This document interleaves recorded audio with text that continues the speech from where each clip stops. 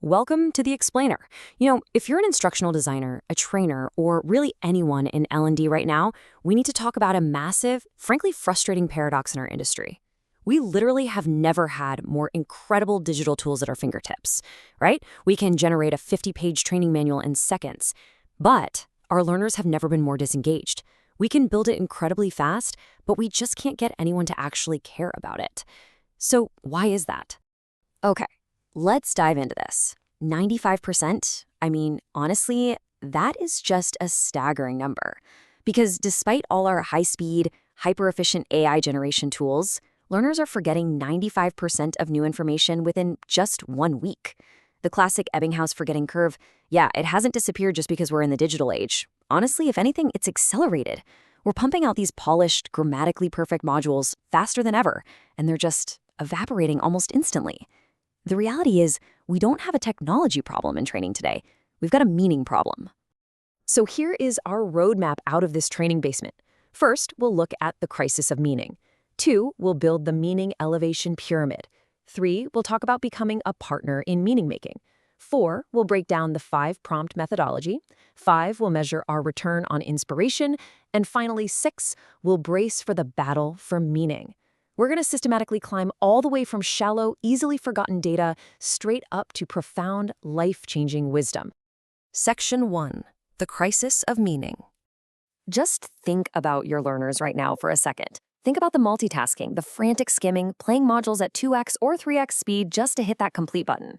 Look, it's not because they're bad learners. It's actually a completely rational response to a very specific crisis. For decades, our old problem was informational scarcity. Knowledge was just hard to get. Well, generative AI totally solved that. But now, we've stumbled right into a new hazard, interpretive collapse. Our learners are stuck in what researchers call a suspended present without narrative.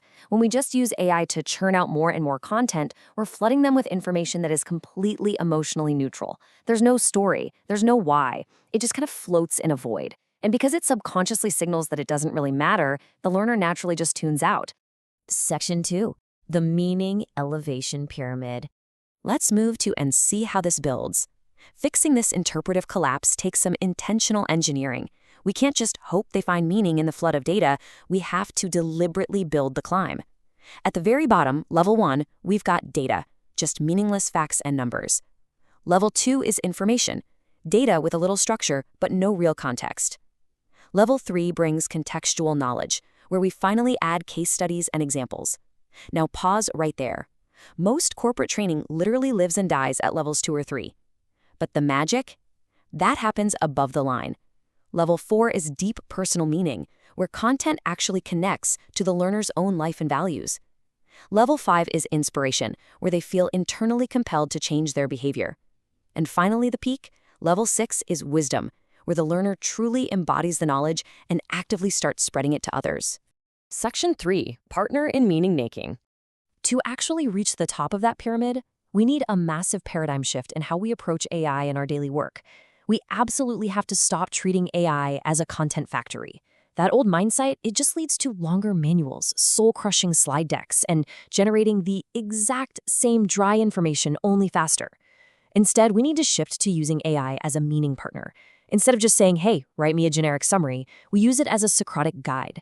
We ask things like, what visual metaphor would make this abstract concept actually feel real to my team? Or what kind of dialogue would surface the hidden assumptions my learners have? So the crucial point is captured beautifully in this quote from the philosopher Hans-Georg Gadamer. He argued that meaning emerges in the fusion of horizons. Just think about that for a second. Meaning isn't something you, the instructional designer, can just mechanically upload into a learner's brain like a software patch. True meaning is born in a collision. It happens when the learner's own lived experience, their personal history, their horizon, collides with the horizon of your training content. And using AI as a meaning partner is exactly how you facilitate that collision. Section 4. The 5-prompt methodology. Okay, let's transition from the philosophy to the highly practical toolkit. How do we actually do this on a random Tuesday afternoon? Well, and this brilliantly illustrates the approach. We execute this by attacking the problem from 4 distinct dimensions: textual, visual, auditory, and emotional. We can use large language models for textual narrative transformation. We can fire up text-to-image tools like DALL-E to build visual, symbolic metaphors instead of slapping in another boring stock photo. We use synthetic audio to create actual Socratic dialogues that learners can listen to. We can even use emotional sentiment analysis to detect when they're confused or just plain bored. By engaging multiple sensory pathways all at once, you're creating this interpretive explosion in the learner's mind. A flat text document could literally never achieve that. To really execute this, the source outlines a specific 5-prompt methodology. And listen, these aren't just clever little tech hacks. They are deliberate hermeneutic tools. Prompt 1 transforms dry text into an emotionally resonant narrative. Prompt 2 forces the AI to generate deep, reflective questions, the kind you can't just brush off with a quick yes or no. Prompt 3 asks the AI for a visual metaphor to really ground an abstract idea. Prompt 4 tells the AI to play Socrates and actively challenge assumptions. And Prompt 5 does a meaning gap analysis to identify exactly where your training lacks emotional depth. You use these 5 prompts to push right past the surface level symptoms and uncover the deep structural meaning underneath. Section 5. Return on inspiration. Now, I know exactly what some of you are thinking. Okay, this sounds amazing, but how on earth do I pitch this to my boss? How do we measure something as intangible as meaning? Well, let's pivot to the business case. Inspiration is not just some fluffy concept. It's a tangible, measurable economic metric. Think of it as inspiration currency.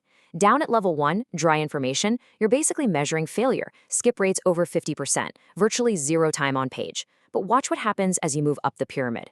At level 3, deep meaning, time on page suddenly jumps past 3 minutes. You start seeing learners using first-person language in the comments, saying things like, "in my experience," instead of just copy-pasting facts. Get to level 4, inspiration, and you're measuring totally new ideas generated and actual written commitments to change behavior. By level 5, wisdom, your content share rates are blowing past 20%, and peers are actively recommending the course to each other. Now, what's really interesting about this slide is the sheer impact of making that shift. It's staggering. Early pilot studies from the source show that when you elevate your training content from level 2 just up to level 4, you see a 60% increase in self-reported learner motivation to actually apply what they learned, plus a 45% jump in retention. This is exactly what separates high-impact transformative training from cheap, commoditized content. Section 6. The battle for meaning. As we reach the summit of our pyramid, I want us to just slow down the pacing for a moment and look at the profound responsibility we hold as instructional designers today. We really need to understand this heavy but absolutely crucial concept called epistemic sovereignty. Essentially, it's the capacity to produce your own meaning and your own frameworks. Because here is the danger. AI models are trained on massive datasets that inherently carry dominant perspectives and biases. If you just use AI uncritically, like a fast content factory, you are silently reproducing those exact frameworks. You're importing invisible assumptions straight into your organization. Without even meaning to, you inadvertently trap your learners in what the source calls the school of presubjugation, where they're taught to see the world through a lens they never actively chose. And that brings us to the core difference between mechanical generalization and hermeneutic generalization. Look, mechanical generalization is lazy. It's taking some leadership framework cooked up in Silicon Valley and just forcing it onto a team in a rural village or an entirely different corporate culture, assuming one universal formula magically works everywhere. Hermeneutic generalization is totally different. It's about extracting the underlying transferable insight and then teaching your learners how to interpret it, adapt it, and forge their own local meaning out of it. True training shouldn't just hand people an imported answer. It should give them the capacity to question and adapt. Which leaves us with this powerful, lingering thought. As an instructional designer, as an architect of learning experiences, you're standing at a major crossroads right now. Will you use AI to perpetuate the silent subjugation of learners by feeding them shallow, imported, robotic information? Or will you use it as a true meaning-making partner to cultivate their ultimate human freedom, their ability to think, adapt, and generate their own wisdom? The choice is entirely up to you.